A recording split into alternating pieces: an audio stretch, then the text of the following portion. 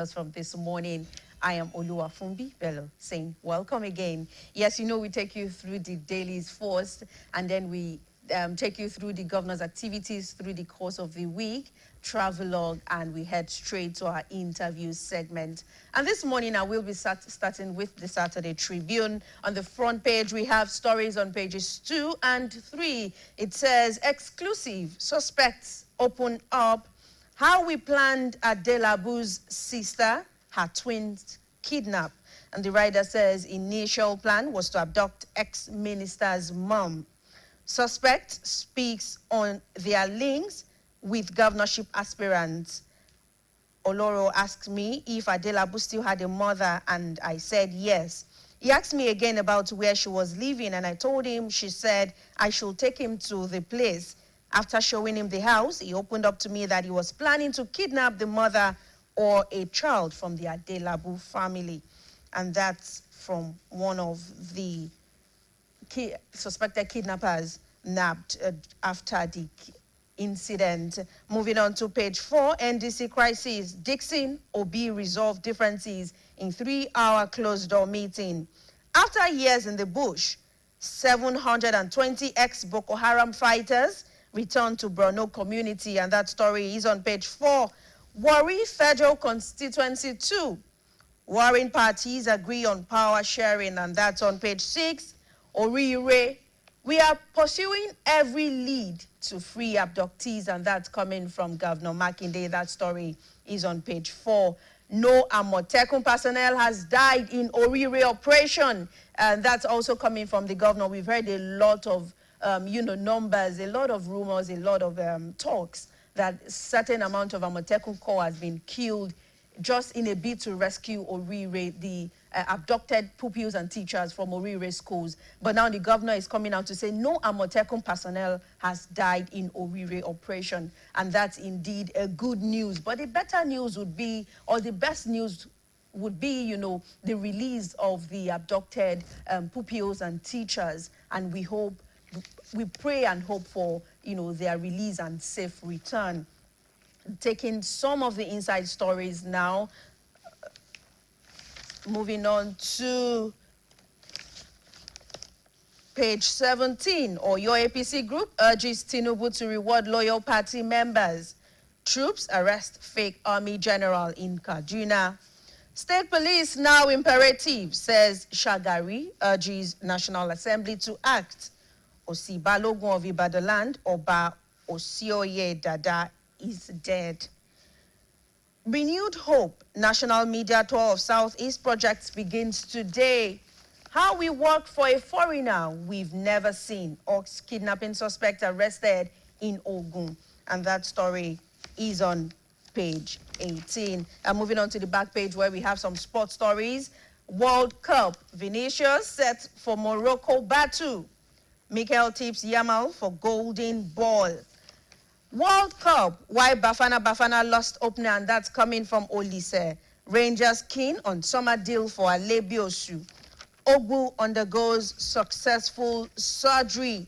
And lastly, we have at the back page, World Cup, Partey denied entry ahead opener against Panama. And that's all we have on Saturday Tribune this morning. Jadisola, over to you. Thank you very much, Funbi. All right, we'll take some of the stories this morning from the Saturday Vanguard. And of course, on the front page, you have, yes, we can fight terrorists with juju. That story is there. Yoruba monarchs agree with Oni of Ife. Our ancestral power is real and effective. That's coming from Deji of Akure. Without fearing a gun, we can protect our forest. That's according to the traditionalist. Shewore VDM Falano. Fowls lead Democracy Day protest in Abuja, Lagos. All right, that story is on page 34 with 2 riders. Activists demand action on insecurity, unemployment, hunger, and so on. Shewore collapses after inhaling tear gas. All right, that story is also on page 34.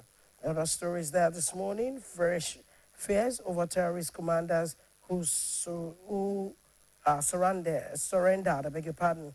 They disengaged, but never radicalized. That's according to generals. All right, we have other stories there this morning. Gory Tales from South Africa. They removed one eye of my friend. That's coming from Wasiu.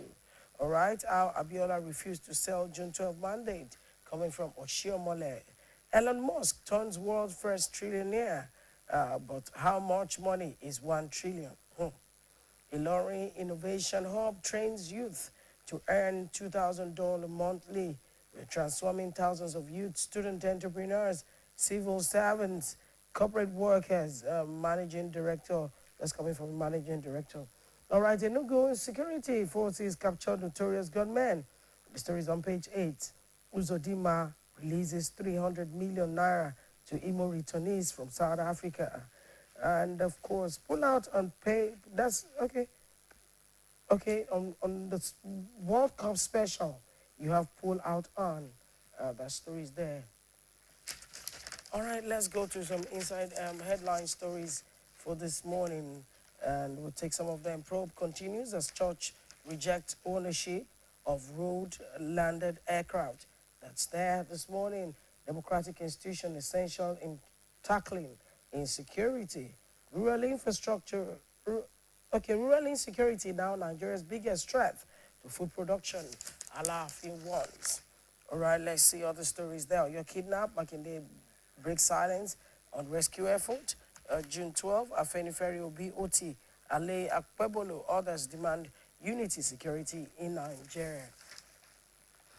We come to other stories there. ABB salute Uncle Sam at 91 and NPC probe. I am not a burden. I'm committed to Tinubu's government. That's coming from Oshiomole. All right, let's go to the Saturday cover story. Insecurity. Yes, we can fight terrorists with juju. Excuse me.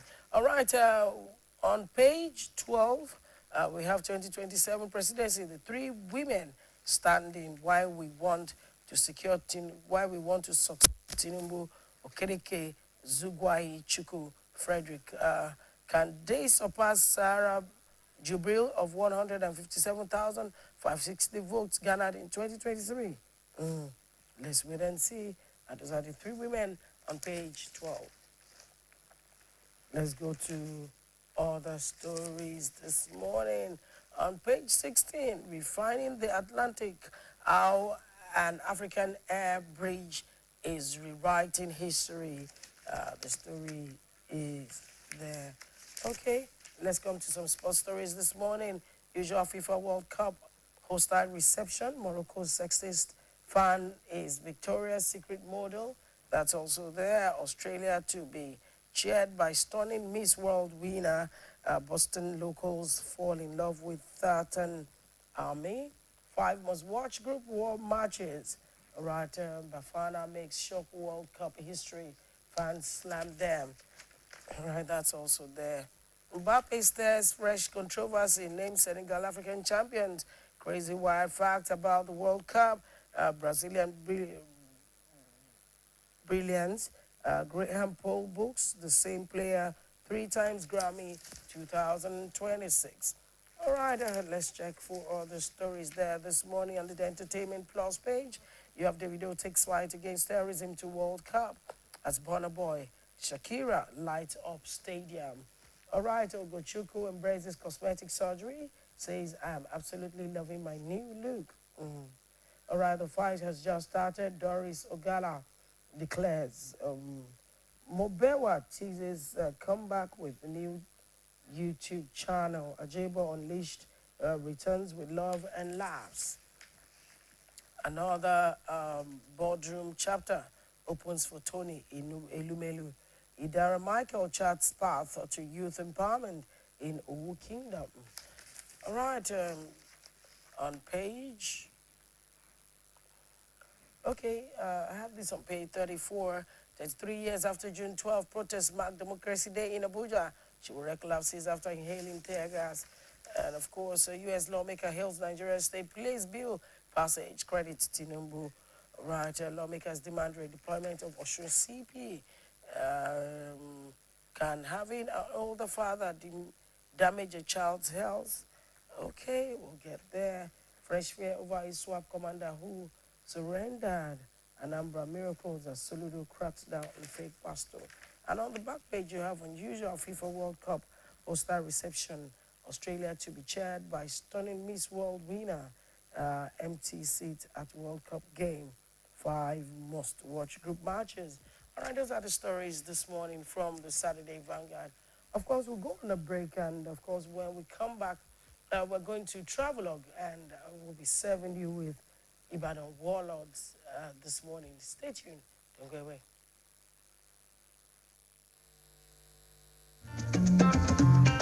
Gbogbo Ìbàdàn ẹ dúpẹ́ o fúnlẹ̀ bàbá wa. Olúyọ̀lé o ẹ dúpẹ́ o fúnlẹ̀ bàbá wa. Òkè Àdó ẹ dúpẹ́ o fúnlẹ̀ bàbá wa. Òróró ilẹ̀ ní bàbá fún wa bí ìsú omi. The exploits of the Ibadan warlords in the various wars across Yoruba land is a confirmation of the bravery and brilliance of progenitors of Ibadan, especially when it comes to prosecution of wars. Ibadan played major roles in ensuring that all attempts to attack or invade Yoruba territory were repelled and Yoruba land is victorious. After the fall of Ilorin to the Fulanis and collapse of the Oyo Empire, all other important events in Yoruba land revolved around Ibadan, which was the strongest power that emerged. At a point in the history of Ibadan land, performance in battle became the criterion for accession to the chieftaincy hierarchy. The situation which attracted to Ibadan many brave and talented warriors who had distinguished themselves in the defense of the fallen Oyo Empire. Some of the warlords of Ibadan included Bashorun Ogunmola, the son of Orisaguna from Fesu compound in Iwo. He was very short in stature, but the devil to the enemies at the war front. He was a gallant soldier who moved from Fesu to Isheyin before final relocation to Ibadan to form alliance with Iba Oluyole. He won many wars for Ibadan, especially the Ijaye War. Among the war generals of Ibadan was Balogun Ibikunle. Ibikunle hailed from Ijado near Ogbomoso. He came to Ibadan during the reign of Baale Maye Okunade. Based on his strength and valor, Balogun Ibikunle was nicknamed Kiniun Onibudo. Balogun Ibikunle was second to none in the battlefield. He was courageous and fought for several years for Ibadan land. Ibikunle built a protective wall called Odi Ibikunle around Ibadan in 1858. Another prominent Ibadan son who displayed gallantry at the war front was Balogun Oderinlo. Oderinlo was the Balogun of Ibadan land and reigned around 1850. Oderinlo rose to prominence as one of the chiefs who played an active role in the rebellion against Lakanle before Lakanle's eventual suicide. Oderinlo was the Balogun who led the Ibadan troops to fight in the Second Ibadan-Ilorin War at Oshogbo, a war that Ibadan won comprehensively. The army of Ibadan equally attacked Ilesha to rescue Oshogbo.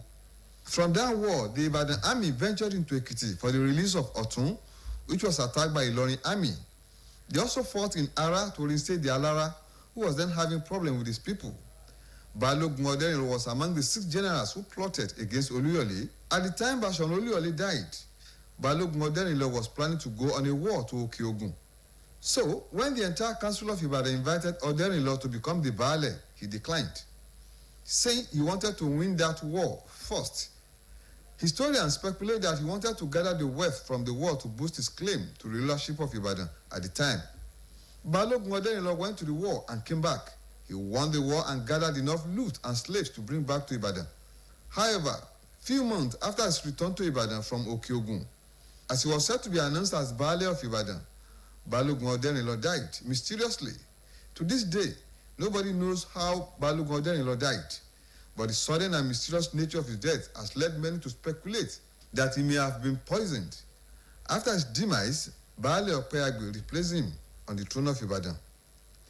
The Ekefa Olubadan of Ibadan land, Senior Chief Lekan Alabi, who is also the first cultural ambassador, National Museum and Monuments, Ile-Ife, noted that Ibadan warlords can best be described as the major savior of Yoruba land, especially during the Fulani invasion. The present Ibadan is the third Ibadan that grew out of a settlement at about 1820, 1825. and it started as a military camp following the fall of the old Oyo Empire, which was somewhere near in present-day Niger State. As a result of the flock of Yorubas from the Oyo Empire, the Ibadan army rose up as a defender of Yoruba land. Yoruba stock from all Yoruba land started hearing about the new military camp called Ebaudo, which today is shortened to Ibadan. The popular generals Ibikunle, Ogunmola, Ojo, Suberu Ajengbe. So they went out to fight enemies or any opponent, anybody, any group that wanted to stall the growth, peace, unity of the Yoruba land. The most famous is the Jalumi War. As a result of the treachery of Afonja, Are Ona Kakanfo of Yoruba land, he had become so powerful and wanted to have the crown or the position of the Alaafin of Oyo to his being Are Ona Kakanfo. So Afonja was holding forth at Ilorin on behalf of Alaafin.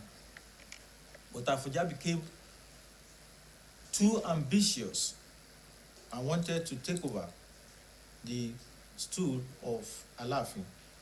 He thereafter sought in his own mind the help, spiritual help of a Fulani Malam called Alimi. So he invited Alimi to Ilorin to be praying for him so that he will overcome Alaafin. But rather than do that, Alimi was doing incantations that will bring down Afonja, unknown to Afonja. And he was inviting mercenaries, recruits from Sokoto. So they amassed in Afonja Palace and struck one night, killing Afonja, killing his son, and demolishing his post as Are Ona Kakanfo. Then the jihadists, the Fulani jihadists, took over Ilorin. So having captured Ilorin by deception and the overambition of the Are Ona Kakanfo, they now moved gradually towards Osogbo, passing through Ofa. It was then the Ataoja of Osogbo sent for help to Ibadan. And Ibaluo now mobilized his generals, the ones I've mentioned, Ibikunle, Ogunmola, Ojo, to go and face the jihadists in Osogbo. And that's how Ibadan army not only defeated the jihadists, but drove them outside these walls of Ofa. Are Obadoke Latosa Asubiaro was another warrior produced in Ibadan land. He was born at Ilora around 1820. He joined the Ibadan army through Ogunmola and rose to become Otunbalogun, and later became the Generalissimo of Yoruba Empire, Are Ona Kakanfo. Are Latosa personally took over the command of the Ekiti-Parapọ̀ War in 1880. Are Latosa died quietly in an Ibadan camp in 1885. Ibadan led the battle during the Jalumi War, Ekiti-Parapọ̀, Kiriji War, Ijaye War, Fulani Jihad War, and other internal wars prosecuted by the Ibadan war laws. One of the great-grandsons of Latosa, Chief Mabinu Ori Adigboyega, who has also assumed the title of Are Latosa, spoke about the exploit of his great-grandfather in the war front. Mohammed Obadoke Are Latosa Ashibiaro Agedegudu. He was the first African man to combine civil and military leadership. He was the Olubadan of Ibadan, at the same time the war generalissimo of the Yoruba from 1871 to 1885. We have a lot of people that knows about war. We never lose any war in Ibadan. Even the Ijebu War, the Egba War, and the Ekiti Wars, and the Kurumi Wars, We always win. In short, if you are not a warrior, you are nothing in Ibadan. And let me now talk about Kiriji War, which was fought by my forefather. This is Ilesha. This is Ekiti. And my father went straight in between them, and he sat down there, and he won the war. The Ijeshas was at the back, and the Ekiti were at the front, and he was at Igbajo in the middle of the war. That's why he pitched his tents, and he won the war. A professor of history from the Premier University Ibadan, Professor Olutayo Adeshina, noted that the power wielded by Ibadan warlords later made them to be tyrannical, which also led to Ekiti Parappa War in rebellious to Ibadan tyrannical attitude.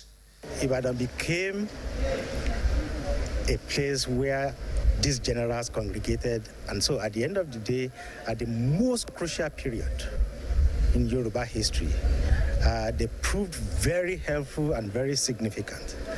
And the most significant of it all was the one where Balogun Aderinlo was at the head of the Ibadan army that stopped the Fulani invasion at the Battle of Osogbo in 1840. And so it's very significant that Ibadan saved Yoruba land from the scourge of these people, and so we have had a long history of these generals. They had gone to Ekiti to take control of that region, and we also have to talk about Efunshito Anigura, who actually was behind them, provisioning them. She even had her own army, always lending support to the Ibadan army at any battle site. So Ibadan was famous for all these war generals. But one significant thing about them was that they were people who were cerebral, profound people, full of strategies and tactics. They weren't going to go into battle blindly. They knew what they were doing. Yeah. So there is no way you can talk about Yoruba history without talking about Ibadan history. But at some point, Ibadan also became tyrannical, like all powerful countries, all powerful people. Ibadan also became tyrannical. And so when it came to the Ekiti experience, Ibadan became very tyrannical. Ibadan became very powerful, and so started to expand her power and influence. And so in conquering Ekiti land, she began to send those we call the Ajeles to rule over the Ekitis. And so the Ajeles also became tyrannical, taking wives, levying money arbitrarily, and being generally unruly. That was what caused the Ekiti Parappa War. To say, no, Ibadan must go. So no matter how strong you are not likely to be totally benevolent when it comes to power and the use of power. The use of power comes with the abuse of power.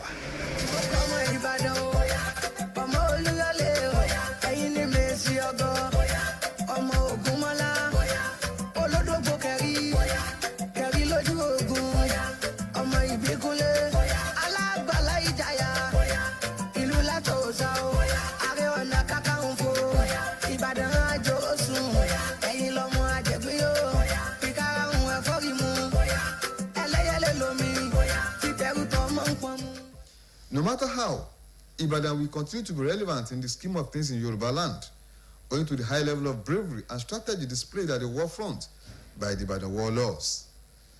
Abiodun Akinkunle reporting for Saturday Special. The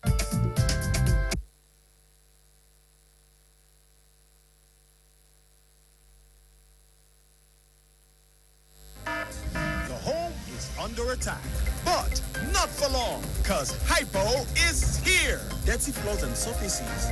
Not on our watch.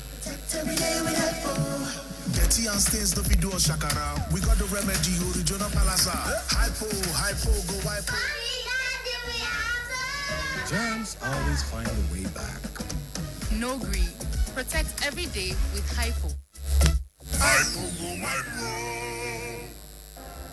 Progress no dey happen just like that. It dey come from support when you need am. Mommy, I got the school fees. You too much. Now money point. Money point, thank you. Customer, now transfer, Abi. Confirm. Bro, na transfer. Na money point, okay? Oh, na confirm. Progress na peace of mind when you know say payment go land as Sure Banker.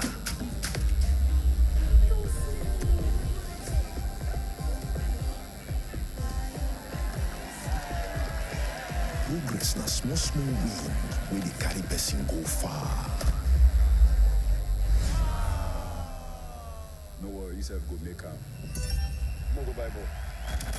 Victor, even you, they use money point? Of course now, they use money point. Confirm.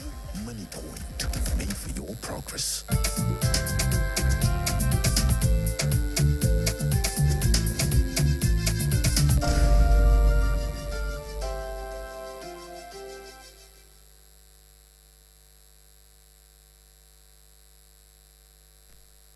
All right, welcome back. It's still Saturday special on the Broadcasting Corporation for your state. Of course, welcome back from that travelogue, Ibadan Warlord. And right about now, we're going to Igbora, the home of twins. Fumbi, I'm sure you're expecting twins by the time you're married. So please watch and follow us, Igbora. Let's know. Know the secret behind having twins, exactly. so that you can key in. Well, it's not just for me alone. For everyone out there who desire to have multiple births, not just me. For me, you can do it let's go to Igbora to know. And then you have 3 different. Yes. All right, let's go to Igbora. Join us as we go there. In the ancient town of Igbora, Oyo State, every house has a twin or triplets. Every classroom has at least a twin. Everywhere you go, you see twins. Igbora, the capital of Ibarakwa Central Local Government Area of Oyo State, is adjudged to be the twins capital of the world. During a tour around the town, BCOS News noticed the commonality of twins within households, shops, schools, and along the streets. Igbora is surrounded by Ideri, Ayete, Takpa, Igongon, Erua, and Lanlate. The sleeping town is mostly made of farmers and traders who take pride in eating Ilasa soup, which is okra leaf soup with amala. This staple food, popularly among natives and people in surrounding communities, is believed to be the twins making potent of the Igbora people.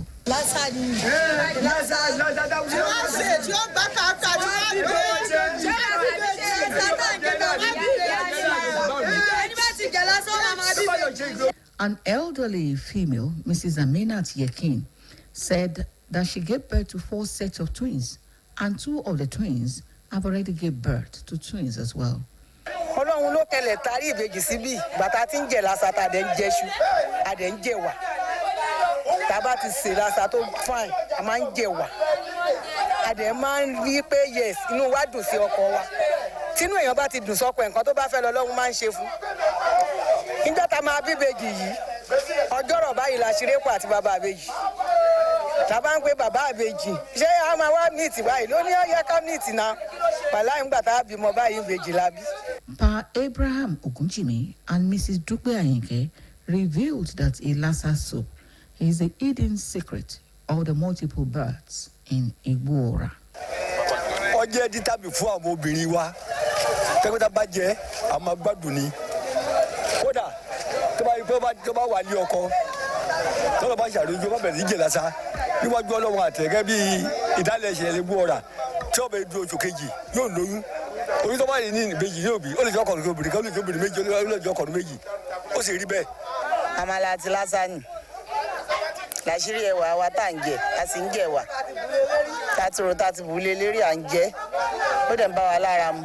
This reporter also noticed that the mystery is further deepened by the fact that neighboring towns like Idiri, Takpa, Ayete, Gangan, Erua and Lalante, who eat the same staple foods and Ilasa soup, do not record the number of multiple births like Ibora. It was also noted by this reporter that the paramount traditional ruler of the town, Oba Jimon Titiloye, has twins among his children and siblings. Speaking with BCOS News, a former president of the Customary Court of Appeal in Oyo State, Justice Adegboyega Akinteye, called on the international tourism community to look into the home of multiple births. And this is the festival that is associated with Ibora. I think all the local governments in Oyo State should be represented. I've had some local governments that have been mentioned. I believe more local governments should be brought in so that better run peace. According to the data from the local government, Ibora currently accounts for over 25,000 multiple births, while many indigenes attribute their enhanced fertility to Ilasa soup, made from okra leaves boiled with salt, spices, locust beans, and melon seeds. There is need for researchers to carry out scientific investigation into these claims.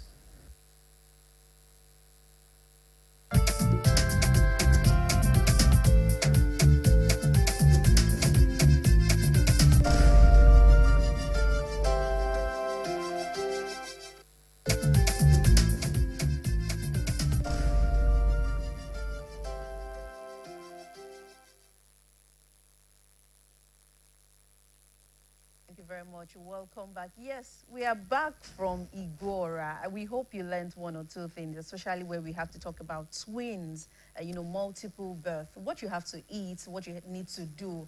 Like someone said, you have to be happy with your husband.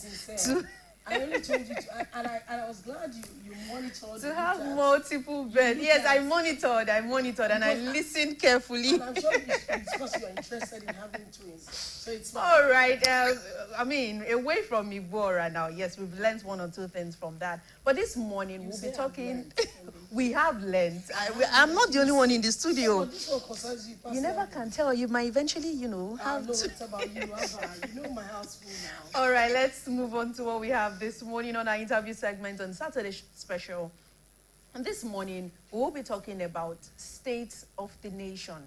How do you perceive the state of the nation? What exactly is happening, around you? What would you have to say about state of the nation? Yesterday, we celebrated, democracy in Nigeria. But 27 years after, 27 years of democracy, what have we been able to say we've achieved as a nation? What achievements, what benefits, what are those legacies we are really working on in Nigeria to talk of democracy? To do justice to this conversation this morning, we have two powerful individuals, that would really help us, take us way back, and of course, help us in this line of conversation. To start, we have a veteran labor leader. He is Comrade Olu Abiala. Good morning, sir. Thank you very much. It's good to have you. Thank you for having us. Thank you very much, Comrade. And of course, we have a senior advocate of Nigeria. He's a guest of the house, Barrister Musibao Adetumbi. Good morning, SAN. Good morning, thank you so much. It's good to have you. We'll give glory to Almighty God. Thank you, ma. All right, let's quickly look at the current state of the nation in Nigeria. It's been characterized by a mix of major economic reforms, deep public hardship, and ongoing security challenges, while the administration is pushing for national development. Through macro-level policies, citizens continue to navigate significant financial strain. On that note, I was at the market yesterday. When I left the office, I first stopped at the market, and I bought pepper. And I was almost crying. And later in the evening, I stepped out again to Bodija Market, and I tried to buy pepper. What I bought in the morning was better than what I bought in the evening. And, the usual royal tomatoes, the least you could buy was 4,000. And I asked myself, someone who makes 4,000 naira in a day, can that person even feed his or her family? Now, to my mind, the hardship has taken over every good thing that this administration may say that they're currently putting in place. So let's quickly look at it. I'll begin with Comrade. Comrade, how did we get here? When I was growing up, if you had 15 naira, at least I still meant 10 kobo. What has happened to us? How has things degenerated to the extent that we're not even sure of tomorrow? Over to you, Comrade. Thank you very much. The reality of our situation is one people will describe as not too savory as far as impact on individuals is concerned. But those who are in government and those who pride themselves as economists say macroeconomically, we are a growing nation. In terms of the GDP, in terms of maybe how much we have in our foreign reserve, and that and that. But that belongs to the elite class. That is the economy that the elite may be interested in listening to. The economy that is of importance to an individual is that what is the impact of the economy on my life? How has it improved on my living standard? For me, that is not a song that is sweet in the lips of an average Nigerian. We are not having it well. My sister was talking about going to the market in the morning, not getting the same price he got, what he got in the morning. That's the irony of our situation. And the question that follows is that how did we get here? We got here because we stopped from being a producing nation to being a consuming nation.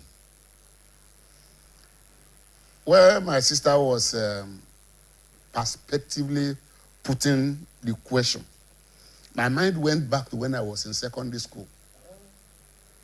I live in a village, and I went to a village secondary school. Alade is my village. Irobo Community Grammar School was what I went. My income for each week is, let me put it at maybe 200 naira, as it were there, but it's 2 shillings. From there, I will take transport to Iroko, come back, live comfortably. Sometimes buy exercise books and those things I needed in school. I don't know whether anybody can afford that now. I don't know whether anybody can afford it now. 200 naira. Yes. These days, yesterday, let me use the word. We often talk about 3 square meal. No meal is square again today. You only take what is available at any point in time. That which can keep you at the level of subsistence, not at the level of kind of opulence, one that makes you self-aggrandized, that gives you inner satisfaction that I've been able to make a good living today. There's nothing like good living. There's nothing like good living. We are in a precarious situation. And like I said, the days of my school that I was talking about, I would go to my father's farm during weekend, pluck cocoa, pluck kola nut, harvest maize, cassava. Where are those things today? They are no longer available. What do you do with those things? You sell them? With my father. Oh. I used to help my father in his farmland. Okay. Whatever my father sold, then, from the proceed, he equipped me with what I needed in school. For the week. Wow. For the week. So, apparently, you were supporting your father. I was supporting my father. Who is that old man in the village who is being supported by his children today? Situation has changed. The perception of what it means to be a family man has changed. There's no dependency again, but we depend on just one hand. Imagine a parent that has 2, 3 children in school, they are out of school, they have been to the university, they came out possibly in first class, but they are still looking for jobs. The responsibility for their survival still reside in the parents who is already retired, who is not getting his pension. When he's getting his pension has remained stagnant the same for more than 10 years. All right, comrade, before you continue with that, and of course, it's good you started with the economy, which is what concerns every Nigerian. Yes. Sometimes last week, I was having a conversation with some of my colleagues, and this is to bring it to Barrister Sir. You know, yes, and we were talking about food, feeding, and somebody said, oh, when you have this in the morning for breakfast, you take this for lunch, you take this, and I raised the question, do people really take lunch anymore? Is there still lunch? You know, I think everyone, virtually everyone scrapped lunch, and that's to talk of the economy. And some people said, oh, who can even afford lunch? When you eat in the morning, you get home at night after work, and you eat, and then you go to bed. Now, sir, looking at the state of the nation, especially the economy, which concerns everyone, before we talk about insecurity also, which is the, bane of conversation, major conversation in Nigeria today. But starting with the economy, how would you rate the current state of economy of the nation? Well, first and foremost, sympathy to the parents and the families of those people that are still in the bush. We are with them, those small children. We are praying, and everybody's with them. Now, the Yoruba people will say,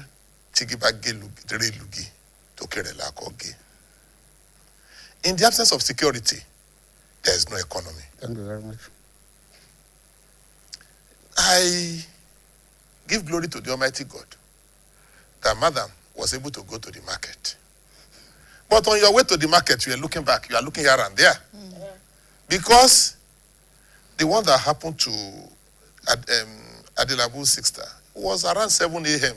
And it's in town, in the middle of the town. So, when there is no security, which economy are you talking of? I'm in my office, I'm afraid. How productive I am. To look for food, I'm afraid. Even the people that are willing to farm, it becomes difficult for them to go there. And it appears that we are helpless. The foundation of any society is the security. Without security, you cannot talk of economy. And we find ourselves in the situation now that as of today, we are closer to anarchy. We are closer to a state of hopelessness than we were when the Civil War occurred. The Civil War was majorly a kind of political disagreement. And they were still able to. People fought the war, but even today, it is war everywhere. Nobody could have thought that a day will come that in Oyo State, they will come to kidnap children. And for almost 1 month, wouldn't be able to say. And the audacity of non-state actors to tell the state actors that release our commanders who are criminals, irrespective of the number of people that they've killed. Otherwise, we will not release these children. Otherwise, we will not release this woman. Are we not in trouble? Okay. So, economy itself is on fire. I'd like us to, since you're taking us to the issue of security, yes, I'd like us to look at it carefully. Unfortunately, this is not the first time we're seeing this. School children being taken. We've seen the Chibok girls being taken from the north. We've seen many schools, even tertiary institutions, they were being taken. And it seemed like it was not happening in Nigeria at that time. But it happened in our own Nigeria recently. And we began to raise alarm, we began to cry, we began to shout. Would you say, can you rate this federal government on a ratio of 1 to 10 in the area of security?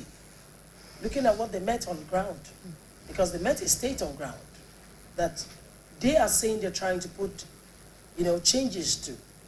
How would you describe the current federal government's hand? My brother, if we're talking of security, you don't have any scale between 0 to 10. We're already in the negative. Oh. Yeah, we're in the negative. We're in the negative. So, honestly, it's just left to us and in front of us to figure out which negative are will. Daddy said he grew up in the village. I went to a primary school in a village that we used to see those vehicles that you call Bedford every 3 days. That was 1971. And I remember very well that in that village, the first day we saw police, he was not holding a gun. He was just holding all this, just their stick. People were running into the bush. Wow. And in my primary school, we call that place Akintola. There's a place we call Ababada, Onidodo. All those areas, children that will come, some of them will take up as early as 5 a.m. and they will get to school by 7:30 a.m. Start trekking. Trekking. Nothing. I didn't hear any kidnapping in the bush. When we lock our door, we lock it because we didn't want goats to enter. Not because somebody No. We will remove the key and we'll put it at where they call a filer to a granite, which is where they call. We'll put the key there. And we'll not even be looking here and there whether anybody is watching us or not. We didn't just want goat to enter. No burglary, nothing. So and we're living comfortably there. Let's quickly come to Comrade. And I'd like us to look at that security. You see that particular environment where you have the Fulani herders where they stay. I've been there before. And when you go there, you see categorically that they're less concerned about security because they also just go to their businesses, to their farms, and nobody is bothered. But we have been told lately that the kind of Fulani that is perpetrating this act are foreign the foreign Fulanis. We have seen them, some of them being arrested or nabbed in Lagos, and they will say they are from Sudan, Niger, Chad. I want to ask, during the Buhari-led administration, there was this policy that foreigners should register. I didn't know why the federal government decided that then. There must have been an intelligence that made them, to announce that the foreigners should register. Unfortunately, how many foreigners registered? Unfortunately, for those of us living in our homes, how many foreigners around us have we confirmed that has registered so far? So the question from this is, looking at the current situation, security situation in the country, what do you think is the major challenge? Why are foreigners invading our nation? Is it still an Islamic thing, just like they claim? Is it a way to collapse our economy? Because we're a very rich state. What do you think is responsible? First, let me appreciate the learned Sikh, our senior advocate of Nigeria, for starting on a note of security. I am thanking him because he addressed a concern that affected my constituency, the teacher, the education constituency, and the problem some of our teachers in the local government are facing, the appearance and the purpose that we teach. Thank you very much, sir. That should be a primary concern to me first and foremost. And I think I should start from that end. That you have taken the rug off my feet. It's a pleasure. Thank you, sir. My sister, you started on, yes, why is it now that we are crying? The problem with Nigeria is that unless something affects them personally, they don't feel unconcerned. When it is happening to Chibok and the like in around Bauchi, it is not yet a matter that we feel strongly about because it has not come to us. Today it has not come to our feet and we are crying. Perhaps if we had all joined in crying foul when it was happening to Chibok, maybe it wouldn't have crept here. You are right, sister. Our own Fulani, the Nigerian Fulanis, were not the dreaded one that we are seeing today. I have had courses to travel from Ibadan to Maiduguri, traveling in the midst of night. There was no cause for fear. You met these Fulanis, these herders and their cows. Even these Fulani that will be chasing the cows off the way, and you pass through. Sometimes you use them as your own security guard. Once you see them, you think you are secure. At least there are human beings here. No bandit will come from nowhere to deal with you. But the Fulanis that we are talking about, that have become a dreaded foes to Nigerians, like you said, are regarded as foreign Fulanis. But who are the mastermind of these foreign Fulanis incursion into Nigeria? Politicians. Again, unfortunately, ethically speaking, Nigerian politicians are not ethically bound to look at things from the national interest perspective, the racing data, as others will call it. When it was Jonathan, and it happened to Chibok, Jonathan was careless. He didn't believe anything happened. He was criticized the way he handled it. Sometimes they accuse him of playing foul, of using this something to campaign. Those who criticize him then are now in government. And it's like they are also helpless. But would you say Jonathan was careless? I mean, that's what I'm saying. I said that was the accusation from the political opposition then. Okay. From the political opposition then. But the opposition is now in government. And they have not had much to do to help the matter. I mean, we saw... What is the problem? Comrade, during Jonathan... The current minister offered one solution.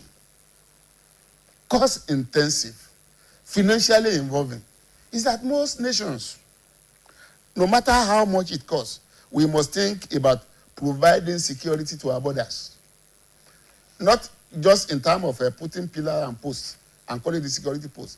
In terms of even fencing the Nigerian borders. And do you think fencing would work? We had a security comrade. It will help a little. It will ameliorate some weeks ago, I think sometimes last month, we had a security expert on this same seat you're sitting on, and he told us that we have over 300 entry into Nigeria. Now, imagine fencing those places, those borders in quotes. Do you think that would work? And what kind of fencing would really work if we do not have, number one, a proper database system in Nigeria? Do you think fencing those borders would work? But before you answer that question, comrade, we have a commercial break. And when we return, we'll continue on that note. Please stay with us.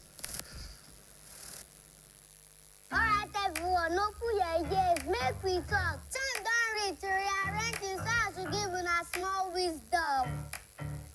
Sounds mighty fresh now, but you know, I beg no be so. Before I go talk, say our smell no reach. Make not think I'm twice so. Ever heard of Colgate? The #1 oral care brand in the world. Colgate Maximum Cavity Protection unlocks 24 hours cavity defense. The formula boost with calcium for lifelong smiles. Mom, it's a time to brush. No more cover mouth.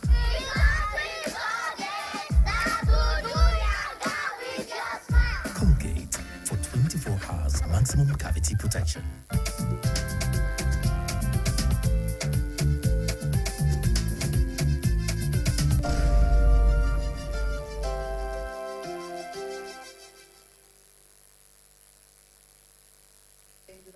We went on that break. Comrade, you were talking about, we mentioned our borders and you mentioned fencing. And I was asking, do you think fencing can actually work in this situation we found ourselves in Nigeria? That the solution to the security challenges that we are having could not be unilinear.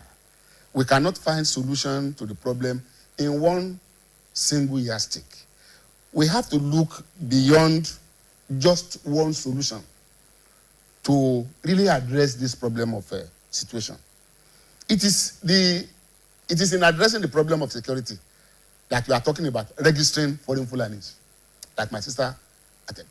But even as of that time, when Patani, who was then the Minister of Communication and Digital Economy, suggested the idea of registering Fulanis, he was accused of registering them for the purpose of populating the vote that will go to the government in power.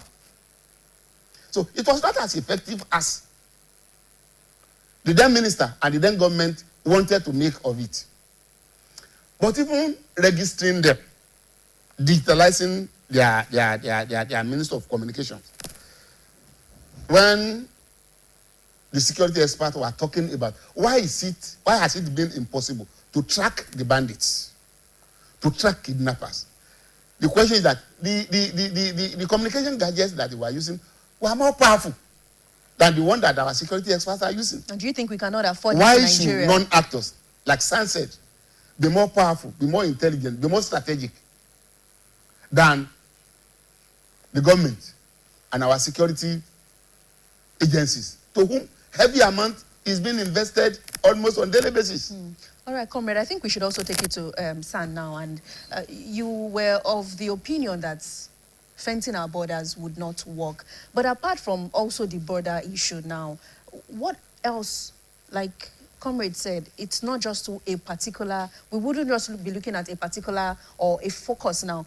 How else do you think we can actually strengthen our security architecture in Nigeria? I think San should also let us know why he feels fencing cannot work. Because I'm interested. Now, there's a Yoruba adage. First and foremost, you trace the history. How did we get there? These people that were going to the bush, how and in what manner did they recruit the people that they were recruiting? Now, you now go back. I served in Kebbi State in 1997. And I've had cause to travel a lot. There was a day I was in Kano State, in Kano Township, and I looked around, I said, here, you can recruit 1 million Almajiri. I moved around myself. Who are these Almajiri? These are children who they don't have home. They don't have hope. They do not have what to eat. What does it take to recruit them to be criminals? People are talking of foreign Fulani, foreign this. Number one, there's nothing religious about this. When you check your record, remember that April 15, 2019, on my way to court in Nakure, I was kidnapped. It was a noise then, remember? I was not allowed to pray, to observe my Salat prayer. At least I'm a Muslim. So if it is religious, this will allow me to observe my religious prayer. And I remember the commander telling me clearly, we too must eat. I don't get that pattern. You are talking about whether this is religion. Yes. We created army of children who don't not have job and who must hunger. Feeding is a necessity. Who must eat? And we left them to be wandering without direction. And some people, because of political disagreement, felt that they should be recruited. Now, by recruiting them, you have enough to recruit. If they had been taken care of, the possibility that they will not be criminals is very high. You and I are not criminals because we are able to create a route for ourselves. I lost my father at an early age, and likewise my mother. Then, when I was in the university, I used to go and sell yogurt. There was a day I was trying to make I couldn't sell because it was raining. And I look up, I said, oh, Almighty God, why didn't you create me as a woman so that I could be selling my body? I could have as well as demanded that why shouldn't I be a criminal? And probably take up, taking Igbo or whatever, and there, and then, one will become a criminal. There is a poor governance system. We do not have committed leadership. We have abandoned so many people. We are not concerned. And those people that we abandon are telling us that we are not going to have peace. All right, San, before we go into governance, yes. You mentioned your experience, yes. your kidnapping experience. Yes, of course. And I think we should talk about it briefly. Yeah, that's why I was saying that. You were saying that yes. You were kidnapped? Where? How? I left Ibadan. I was on my way to Akure to go to court. 3 minutes after 7. In the morning? 7:03 p.m. Okay. At Iwaraja Junction. Okay. Those people came out. Fire into the air at the end of the day. Luckily for me, the vehicle hit a tree. So the two ladies that were with me, we couldn't come out. Myself and the driver were picked into the bush. We started trekking, looking at these people, 8 of them that were with us, fully armed. Just about 3 of them were Fulani. The remaining one are not Fulani. Looking at those people that I saw that the police picked, I just brought in the Adelabu's own, I will not call them Fulani. So this criminality has become a venture that people are trying illegally to make money, just like So are you saying we do not just have foreign Fulanis in Nigeria? We also have Nigerians perpetrating this act? Don't let us deceive ourselves. We have enough children that could grow up to be criminals. Okay. I'm coming, please. From Makola to Challenge, take a walk and take it. See the number of children that you will see on the road begging. When they become criminals, you call them foreigners. Are they foreigners? So we abandon the children that we ought to take care of. Foreigners are coming, but it will be difficult. Your Bible will tell you, for foreigners to come, they must have people that will show them the road and what they will do. So, I'd like to take you back to 2007 when the former President Yar'Adua was in government, 2008. Basically, I remember there was a newspaper publication where we saw that some foreigners were asking to recruit Nigerians to come and be trained in rebellious military strategies. I remember, I cannot forget, it was in my studio in Lagos where I was working. I saw that story and I raised an alarm. And unfortunately, everyone acted like that particular publication does not matter. And I tell you, that's the genesis of where we are today. Some people felt, just like you said, there are people they could recruit. But where am I going in this statement? We watch them recruit these children. Failure of northern Nigeria. Because you would not watch that some children in your community, even though you don't live in your village, you hear from your village every time. You will not watch those children being taken away to be trained against the society. Is it not about culture? Let me come to comrades. Our culture, our tradition, our value system, our norms. Is it not about that? It seems like we're all not on the same page across Nigeria. I was about almost crossing words with the learned son when he spoke about the solution to this security has been rooted in the abandonment of our children educationally. And I was going to say that we should not overlook the area of culture and the political culture under we as Nigerians grow. We are talking about the state of the nation, not the state of the West, or Yorubas, or the Igbos, or Hausas. We are talking about the state of the nation being Nigeria. What is the ethnic composition of Nigeria? And what is our attitude to education? Today we can speak of Awolowo's education, free education policy. And that has gone with the sobriquet that we now bear, pace setter. Inuring into our development, into our growth, into our outlook, into our perception, and into what we call mindset. Because you can't talk about mindset without talking about what has education fed into us.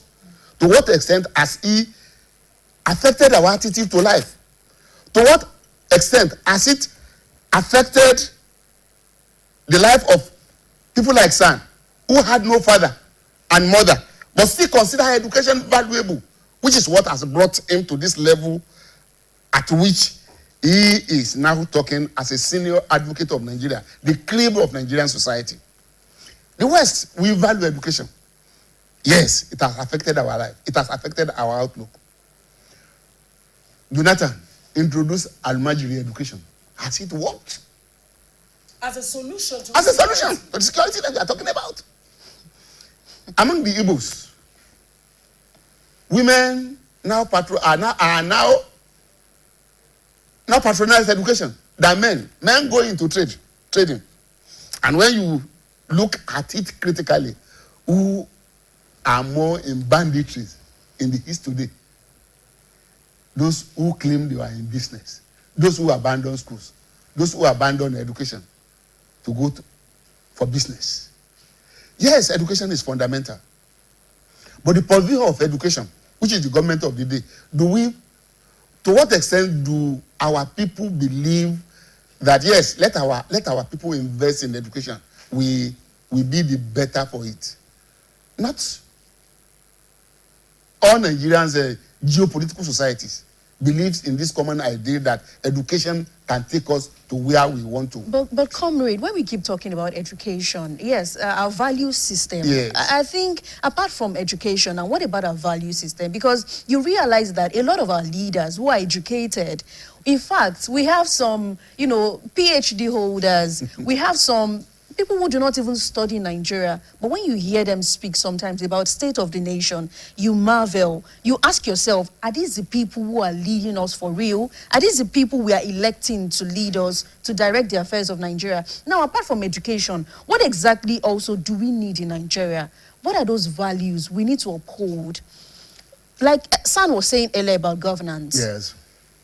We elect, most of our, leaders do not really hold, it feels like they do not really hold lives in high esteem. We really do not see the importance. As long as you're holding on to that seat, you're holding on to that power, why is it so? At what point did we lose it? At what point did we lose it in Nigeria and, not give value to human lives?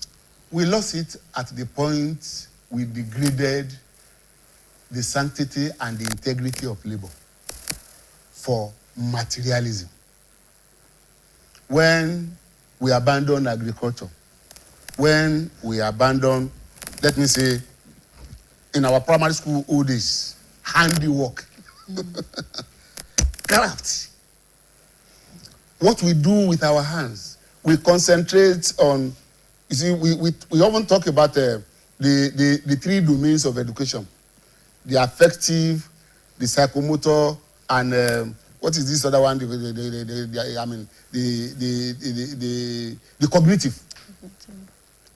We still believe in the cognitive aspect. We believe in the affective aspect. But the real psychomotor aspect, which is what is it that we can do that can enhance our living, that can enhance our outlook, our value, is that which we do with our hands. That seems to have been abandoned. And that is why politics is now more of something that we now invest in. Because it doesn't take you any speciality to make it in politics. In those days, they said, okay, to become anything in life, you must make it up to secondary school. But even the Supreme Court said that even that secondary school is not as having West African school certificate. It's just been there. It's just been there. Once you pass through the system, yes, you have made it up to the level of a secondary school. So we are getting it wrong. We are getting it, let me say, malfunctioning. Because even our educational system is being turned upside down. Our emphasis is not in tandem with what our society desire and with what can, propel our society into a growing society, into a learning society, into a value-laden society. Okay, let's quickly come to San. San, I mentioned the issue of culture and value system. There's a question I keep asking that I've not gotten an answer. What's that question? When we, not here, generally, when we started seeing the foreign Fulanis, who were actually not citizens of those particular states, and people started raising alarm, we didn't even know the difference. They knew the difference. And we said, herders were carrying AK-47. One would have expected many of the leaders to say, look, they don't belong to us, and be able to explain to us. We have been on this issue of insecurity for how many years now? We're just knowing that there's a difference between the two. Even though we claim that they're all perpetrating the same act. It started as herders, farmers clash. And before we knew it, they penetrated us, and they began to gallivant around on our soil. Now, Sam, let me ask you, how do you think we can maneuver this security challenge? Before you answer that question, San, we have a commercial break, and when we return, we'll continue on the issue of security. Please stay with us.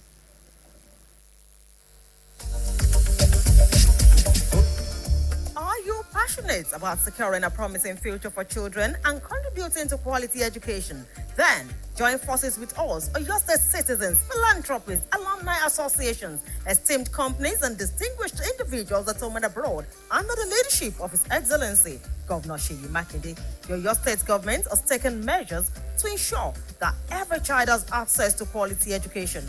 With the Oyo State Education Trust Fund, we provided textbooks, constructed and renovated school buildings, among others. But we can't do it alone. Be part of this giant stride through contributions in various forms. For more information and clarification, please call 0818-194-7496 or 0706-943-8519. This message is from the Oyo State Education Trust Fund under the leadership of its chairman, Barrister Rahman Abiodun Abraham.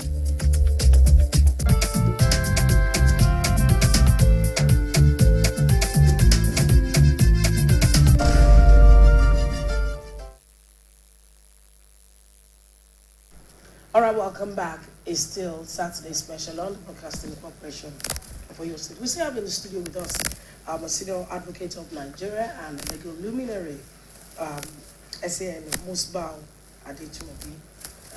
Thank you for still being with us. And I'd like to also say that we still have in the studio with us a comrade par excellence, comrade Olu Abiala, veteran labor leader. I don't call you a veteran labor leader, trust me. Once a labor leader, always a labor leader. Thank you very much. You are right. Yes, because you could see it in your words, they're there. All right, let me take the question back to SN. SN, I'd like you to respond. You know, like I said, that question, why was it difficult for our northern leaders to come out in the open and tell us the truth? Because this whole problem, because you keep talking about the alimentary, I've been to the north severally too. And when you start eating, before you even, if you look right, somebody has taken your food. In the southwest, that's stealing by practice. You know, in the Yoruba setting, you can't do that and get away with it. So tell us, I mean, how come it's difficult? You see, first and foremost, we must stop deceiving ourselves. Okay. Baba Ogunde, may Almighty God continue to bless his soul. Amen. Said, Omaraye sowo dolorun, won so naira dirun mole. Our labor leader said, when we abandon contentment for materialism. In those days, if you are a civil servant and you were earning 100 naira, in those times that your 100 naira will take you throughout the month and will still remain. When I entered secondary school in 1978, our money for the week, 3 of us, would just be 50 kobo. Not 50 naira, 50 kobo. I told somebody that I still remember that I sold a bag of cement for 8 naira in 1987 when I was selling for my parents. Now, when we look at it first and foremost, when Babangida regime came, contentment was abandoned for the quest for wealth. Everybody was looking for money. You see, the guilty of the leadership in the North is that they, with profound respect to them, they abuse religion to say, oh, you can have as many children as you like. And then they allow the common man and everybody to leave most of these children in the street. And the Bible has said that it has gone beyond ururu now. It is with a knife now, stabbing us. And then whether we like it or not, in this part of the world, too, whether you call it Southwest or Southeast, the quest for money, everybody is looking for money, not just contentment. There's a clear difference between contentment and acquisition of wealth. Everybody wanted to acquire wealth because in this country, you are a champion if you can oppress. The law is helpless to a great extent. And that is coming from The you. law is helpless to a great extent. When you can acquire wealth, that is when you can oppress or you can protect yourself. Depend on the one that I wanted to do. Everybody is fixing CCTV camera into his or her house. Everybody is looking for security guide. And then you see our leaders and so many people, even the moment you have money, you go and look for the policemen and whatever to guide you. We all travel outside the country. The places where we call the senior client, the priority is that you must be able to eat, you must be able to live, and your children must be able to go to school. We do not have any of those here. Let's be honest with ourselves. Look at the salary structure, if we are not deceiving ourselves. How many people can come out and say their salary structure is what is sustaining them? Let's be honest. So, are you looking for addition legitimately or illegitimately? So that these criminals, and including the kidnappers, they too are looking for money. I just told you. The commander told me, he said, we too must eat. We must eat. That was his words. And in fairness, I respect that commander because he was very intelligent and he was very calculative. He could have been an asset to the society. How he became a criminal, I wouldn't know. But sincerely speaking, I wouldn't forget him. He was very calculative. Excuse me, sir. We, with due difference and regard to the Lionel's case sake, the question you ask is that as of the time we are having this foreign Fulani incursion into Nigeria, we still had government in power. Why is it that government could not deal with the incursion then and nip it at the bud? The northern leaders. Let us not look at No, I want us to look at the northern excuse me. leaders. Even if you look at it from the north, we are still talking about. You see, sorry. Like they say. Sorry, sir. When you talk about foreign Fulani, except you are deceiving yourself. Calling some people foreign Yoruba, or when you say foreign Fulani, governor of Bauchi told us that he has cousins in Nigeria. Are you calling these cousins foreigners? They are still Nigerians. They are still Nigerians. They have Nigerian blood in them. The question is, with due regard, when it comes to visit with due regard, when it comes to visit his man, what are you going to use to identify him as a foreigner? With due regard, sir. You must pay respect to the fact that we have a problem that arose from the way the British merged us together. A Fulani in Niger and a Fulani in Katsina, they do not see themselves as foreigners. So if you expect the northern leaders to say this one is a foreigner, you are merely deceiving yourself. All right, son, my angle have been different a little. And it will have arisen at the realization that we are getting our political orientation wrong. And like the political scientists will say, they say politics control virtually everything. It controls life itself. It controls culture, it controls economy, it controls ethics, it controls virtually everything. But how and why do we acquire political power in Nigeria today? Speaking with regard to our politicians, we want to acquire power because of what we want to exercise power to aggrandize ourselves, not to impact on the people, not to impact on our society. This foreign Fulani that we are talking about, I still want to emphasize that we could have foreign Fulanis. Just like you have Yorubas in Togo, you have Yorubas in Benin. They are different from the Yorubas in Oyo, in Akure, and in Ibadan. Yes, comrade. But I think what San is saying the point I make is, sorry, let me make my case. Go ahead, sir. These foreign Fulanis, were they not recruited into Nigeria for political purposes? And like I heard Abacha once said, if there's a crisis in the land and it cannot be controlled in 1 or 2 months, government has had in it. Those foreign Fulani that we are talking about, they were recruited. And when there was an attempt to deal with them, by Jonathan, I would say, one of our political leaders, one who recently left government as president and commander-in-chief, that anybody that attempted to deal with the Boko Haram is inviting the wrath of the North. You see, that is what politics can do, to destroy and to build. Our politicians don't acquire power for the purpose of using politics to build the nation, to build the people, but to aggrandize themselves and to we are the one for them. Okay, let's quickly look at the way forward. Do they need your food? When you say do they need, no, I think you should talk about what you just said about votes. Votes or not. Let's look at it because our time is fast spent, and all we have done so far is, state on security because it's an important integral part of development of any nation. Now let's look at it. We have found ourselves where we are. You have said that the British that brought all of us together maybe stylishly brought in problems for us, and we're managing the problem. For how long are we going to continue to manage this problem? And what is the way forward? My sister, for me, although I'm not a pessimist, but the way I see us moving is that we're going towards anarchy. Yes, you have used that word before. So, if you ask me for the solution, I do not see any solution. Are you talking of people? You are talking, you mentioned about federal government the other time. Now, everybody was busy about primary election, including the commander-in-chief. And we had a lot of people in the bush.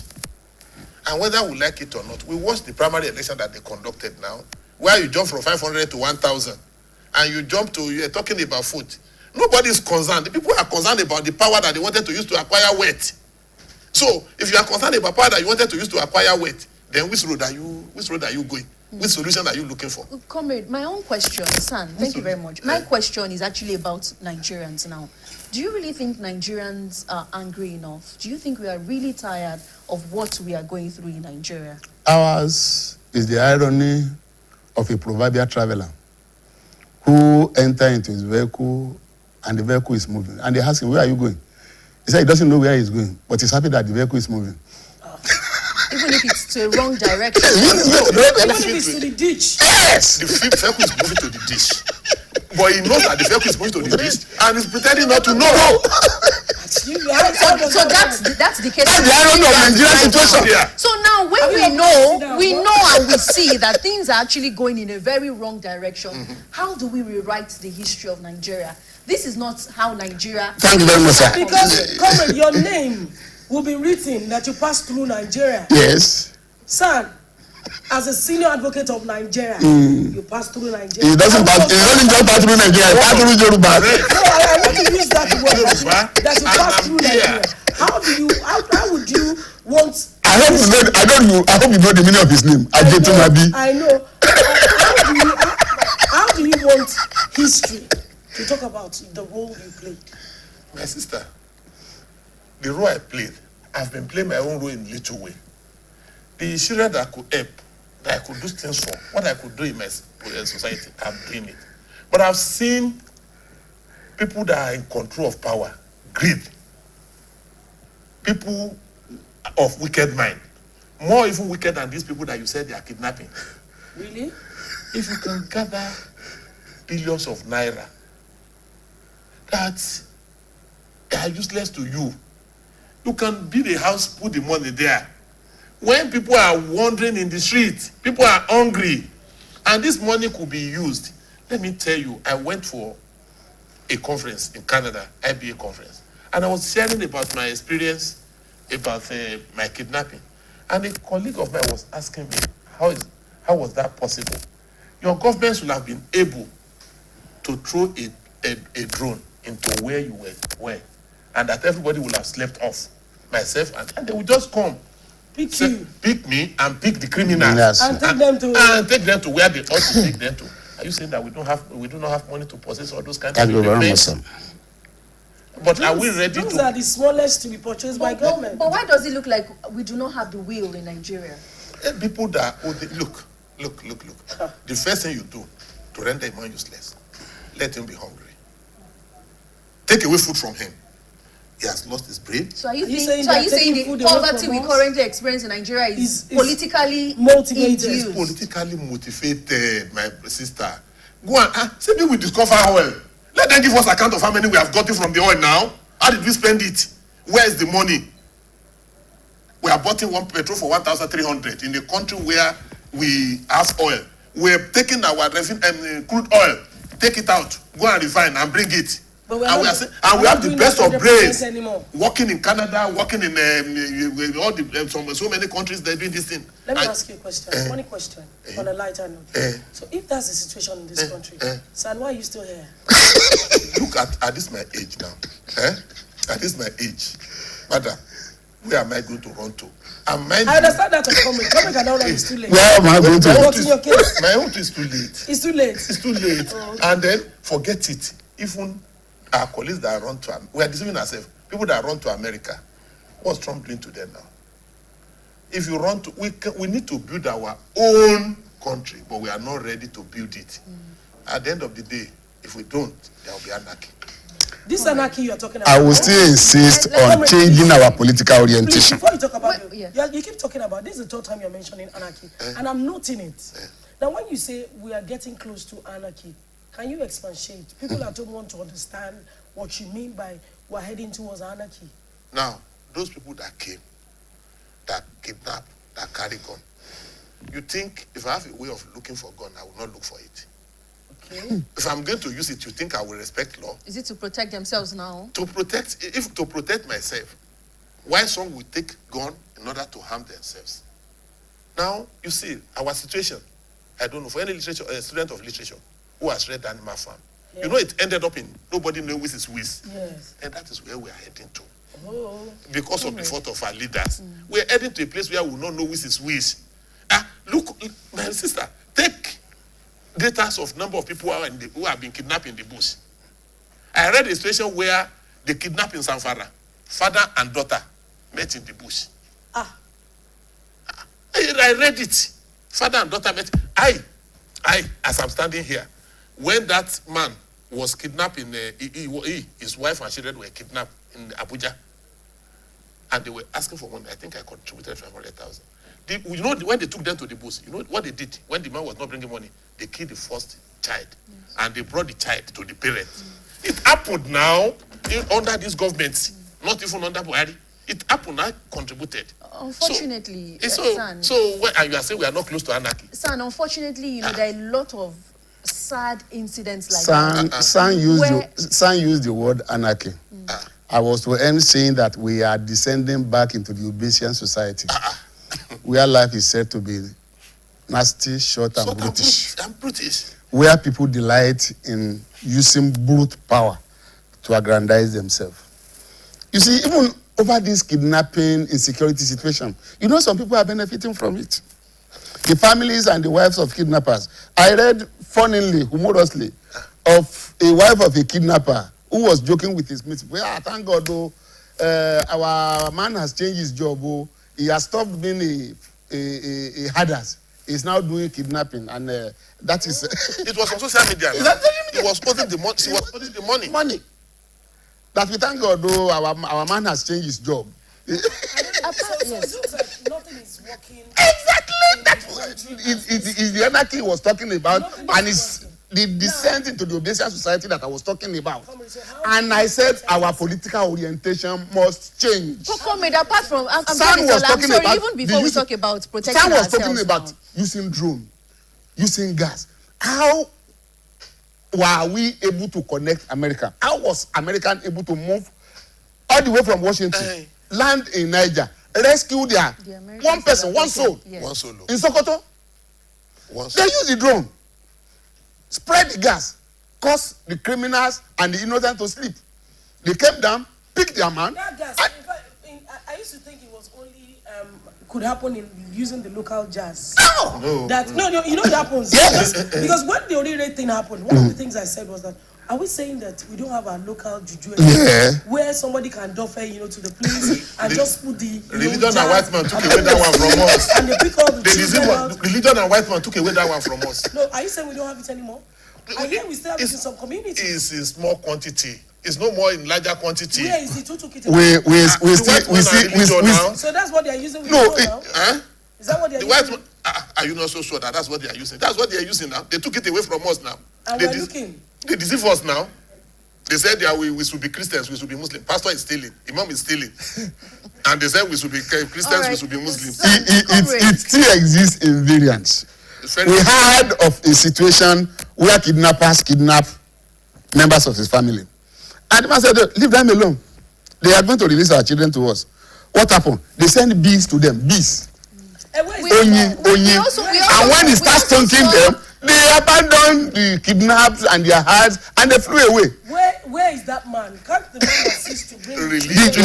No, that is where our political leaders are getting it wrong. All they could have done was to look for these individuals, this community, locate this society, bring them in, empower them, encourage them. If they look for him, they will tell him to do the jazz that they will use to win the election. Not the one that will save the people. The jazz that they will... Okay, to wrap up the conversation, fortunately, unfortunately, we've been able to delve more into security. Now, let me quickly take you through the Niger Delta crisis when it started way back. I could remember clearly the likes of Tom Polo and the likes, and they were, raking thunder and brimstone. And then government felt, okay, what can we do? They took some of them abroad. They trained them. They ensured that they were educated. Amnesty. Yes, amnesty. The Tom Polo I knew there is different from the Tom Polo of today. And, the likes. The power of education. Yes. Unfortunately, the kind of strategy we put into the northern bandits seem to be different. We remove them. They say they surrender. They repented. They claim to be repented. I'll put them in the military. Why would we have to take that risk? Because not everywhere is suicide. Everywhere is suicide. You have all of them everywhere in the system. They know what happens as at where. And that's why intelligence is failing. Yes. So why did we get to this point? But let's also not forget, San said something earlier about, when you were sharing your experience, and the commander, you said he was a very intelligent man who could have been a good asset. And when we talk about the radicalization that the federal government put in place, that particular policy, was that what they were actually looking into before putting down that policy? The radicalization. The radicalization is not possible with this banditry. You see, remember that if we do not forget, banditry started with Yusuf in Borno State and with the politicians. So, people that even say that they are radicalizing, are they even honest about it? Is it true that they are doing that? And to what extent have you examined these people? Are you sure you cannot radicalize everybody? Like my own experience, I could have died if the deputy commander was the commander. That one smoke all through. Wow. In fact, at a point in time, the commander collected gun from him. Let's be realistic. So, this thing, what happened in the South that you are talking about, they wanted to liberate their people. These people are planning to take over political power. They are two different things. They are not the same. And except we are deceiving ourselves. By the time you send enough of them to the army, they will take over government. They may. And they will deal with all of us. People that they can kill, they will kill. All of us will be... It's happening in Libya. No peace. So we pray. It's happening in Sudan. We don't want Nigeria to get to that state. And that's why I'm telling you that we are close to anarchy. Now, Comrade earlier, son, I'm sorry, please, because of our time. Comrade earlier, you were talking about the people and how we can change our mindset. Our political orientation. Also our political orientation. And this is not for politicians alone now, but also for Nigerians now. And also education. What can we do? How can we change the orientation, the mindset of Nigerians? Because you realize that even when election is far approaching, of course, 2027 election, but even for previous elections, we talk about don't sell your votes, don't buy this, don't collect money for this. But during the election, after election, we still see people come out to say, I collected 5,000 naira, we were giving a bag of rice, we're giving this and that. People still do not listen. How can we speak to the conscience and the mind of the people to have a better Nigeria? And of course, to chart a way forward out of the current insecurity we are facing in Nigeria. My sister, you are already doing it. Even this program is part of the education process to get us liberated. If we have not done it to the extent of succeeding in getting us liberated from ourselves, we are not getting anywhere. Let me give you a scenario when, unfortunately, I went into politics. Unfortunately. After gathering some people together, fed them with amala, and I started campaigning to them. This government that is coming is yours. So, I have been a Labour leader. This is a Labour party. We are all expected to build this party and bring this before. And we departed. So one of them jumped on machine and said, hello, Ngolula.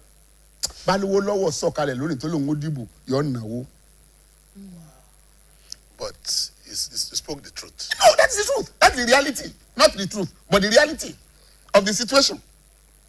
We have all become transactional, materialistic. The liberation of Nigeria, the reorientation of African class lies in individuals. Me, first and foremost. You, secondly. And like I said, thank you for all this you are doing. Perhaps those who are listening to us will learn from us and they will spread the gospel. Let us not vote based on the immediate, the transient, the temporary. Let us reorientate our political leaders to know that the leaders we deserve is the leaders who is going to do it to lift our heads, to lift our horns, to lift our culture, to give us a sense of value. Okay, come on. Sorry. Because our time is fast spent. As we wrap up, just give us your words, the advice you have for us as Nigerians, and because what Comrade is saying, I think is already late. You know why, sir? Because primaries have been conducted. They have given us the people they want to give us. Now it is our responsibility to go there and vote for whether all of them are good, we choose one. Whether all of them are or the other way around, we choose. They have given us already. So maybe we can now. And even if we are not convinced about all the candidates we have, what do we do? There's nothing we can do. So no, sorry. No independent candidates. I don't know. I don't know the miracle or whatever it is going to happen. But first and foremost, people must be able to eat. A person that cannot eat cannot reason. So that is one. Secondly, there must be sincerity in governance. The chairman of EFCC came out to say they have gubernatorial people that spend 30 billion. Your law said you should be able to pick him up to account. That's money law. Why? What's he doing? They couldn't pick them up. Because it's the one that told us. I remember in my own experience, and that's lastly, the commissioner of police in Osun, when I went there to make my statement, said on about 8:15 p.m., they came out to buy food, which was true, because I knew when they came out. But up to today, I didn't hear that they were arrested. There must be sincerity in governance so that people can feed. Sorry, who came to buy food? Do part of the kidnappers. The kidnappers. I wanted you to, so that we don't assume that. No, part of the kidnappers came out. No, when in my own experience. His own personal experience. They came out to buy food. No, mind you, there are people that know those people in Orire, those kidnappers. Forget it. Yeah, 6 people were arrested. 6 suspects. Because I'm wondering how they are feeding them since then. There are people that know them. I said in my own case, they came out, they went out. I was even having the feeling that we are close to a village. And the commissioner was able to confirm to me that they came out at so period, which I knew that was the period that they went out. But he said they didn't follow them because that's so that they will not be able to harm us. But after we were released, did they go after them? The answer is no. They don't know where they are. Okay, on this note, we want to say a big thank you to our guest. It's been a fantastic edition of the Saturday special. We'll be looking at the state of the nation. And trust me, our comrade Olu Abiola, a Labour leader, not a veteran Labour leader. Once a Labour leader, always a Labour leader. And trust me, when you talk about Labour leadership in Oyo State, he's one that stands out, and of course they really worked hard to see that teachers in Oyo State, workers in Oyo State had the best of time. Thank you very much. Thank you very much. Thank you very much. I appreciate that. You even for making our time to be here. Despite being retired but not tired. We appreciate you, sir. Thank you very much. And of course to our senior advocate of Nigeria, you said a lot that I'd love to question you about. But trust me, you spoke your mind, you spoke the truth about a lot of conversation. And you have made me realize today that the law is even helpless at this point. I want to say a big thank you to you. SAN Musiba Adetumbi. Sorry, Adetumbi. Maybe I just want to say Adetumbi. Thank you very much. We appreciate you for coming, always coming out for us all the time. And thank you for the things you do for the society. We appreciate you too. And we hope that you will never be kidnapped. And none of us will never be Again.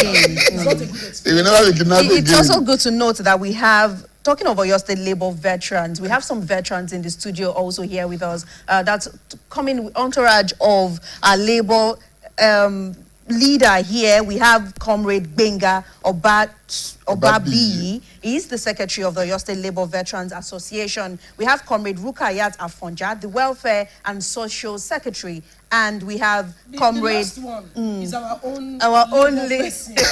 Once a comrade, always a comrade. We have Comrade Cosmos Oni. He's the PRO of Oyo State Labour Veterans Association. No, they all cannot leave. And we say a very big thank you. You're a great man. Thank you very much. We value you. We're proud of you, Comrade Cosmos Oni. On this note, yes. Kumbi, let's go to global updates. And we'll be right back. Please stay with us.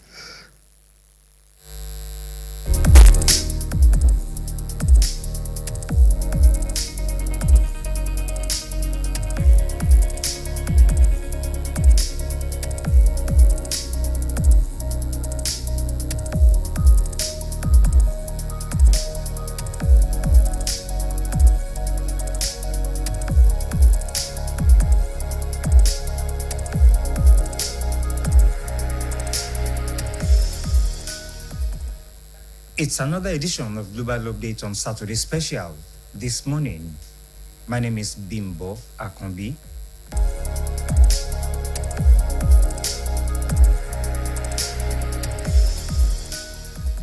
Three people have been killed in the border region between Russia and Ukraine, according to officials, as the two sides launched attacks on each other in the latest exchange of fire. In Russia, 2 civilians were killed and 2 wounded in the region of Bryansk after Kiev struck the settlement of Suzemka with artillery, acting Governor Ego Kovalchuk said in a post on Telegram on Friday.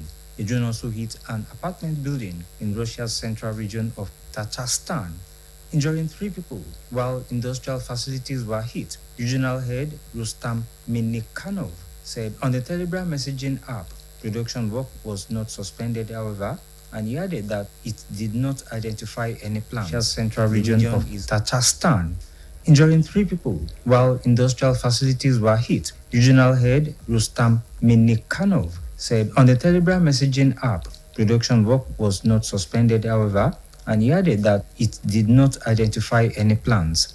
The region is home to key oil processing and petrochemical facilities, among others. Russia's city of Togliatti, home to the country's biggest car maker, Avtovaz, also came under a drone attack overnight.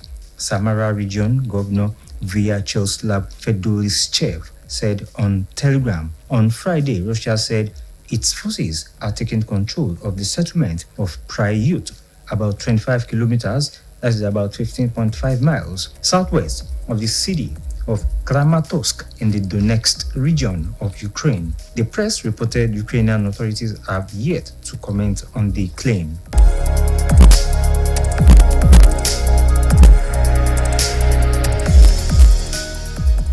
An Israeli air raid on the small village of Al-Bayad in Lebanon's Tyre district injured 1 person as attacks continued despite the United States brokered ceasefire. Lebanon's national news agency, NNA, reported that the attack occurred on the main street near the Ali Kamal Suleiman Volunteer Center, which is affiliated with the Al-Risala Health Ambulance Association. The injured person was then taken to the hospital for treatment. The drone also hit the town of Jebchit in the Nabatiyat district, while warplanes struck the arid Bebin area in the Marjayun district. An Israeli army explosion also hit the plain of Kayam in Majayun, while artillery shelling hit the outskirts of Buayat al-Sayad in the Tyre district. Separately, warplanes launched attacks on the town of Kalawiya, while drones continued to fly at low altitude over the town of Bayasaliye in the Sidon district and nearby areas. On Friday, amid reports that a deal between the US and Iran to halt the wider Middle East war may be progressing, Hezbollah lawmaker Hassan Fadlallah said any peace deal between the two countries would also include Lebanon, whether the government accepts it or not.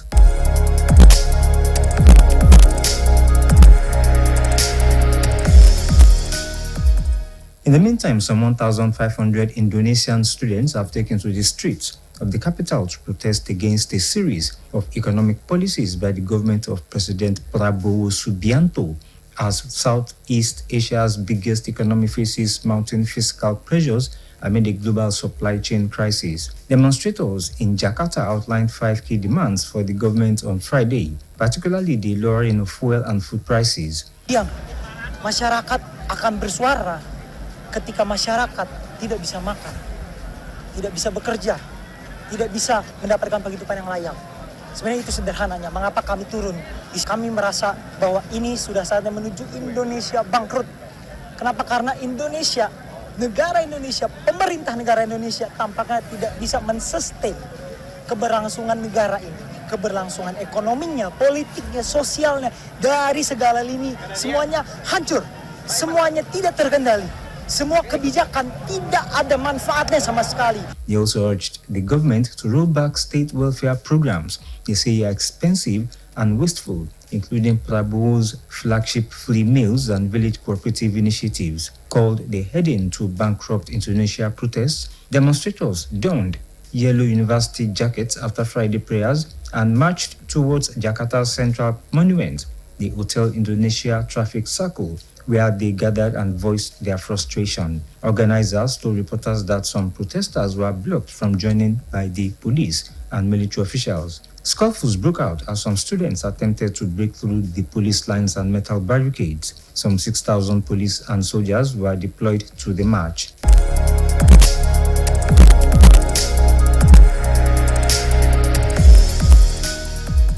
China's foreign ministry has confirmed the arrest of a U.S. scholar accusing him of spying and endangering Chinese national security. Yu Minzin, a director at the think tank focused on Myanmar, was arrested in early June, sources had earlier told the press. He allegedly disappeared while in the Chinese city of Kunming, which borders Myanmar, said the report. Further details about the arrest, which is unusual as it is uncommon for China to arrest U.S. citizens on national security charges, are not known. The detention comes just weeks after U.S. President Donald Trump's visit to Beijing with Chinese President Xi Jinping, where the U.S. leader received a grand welcome.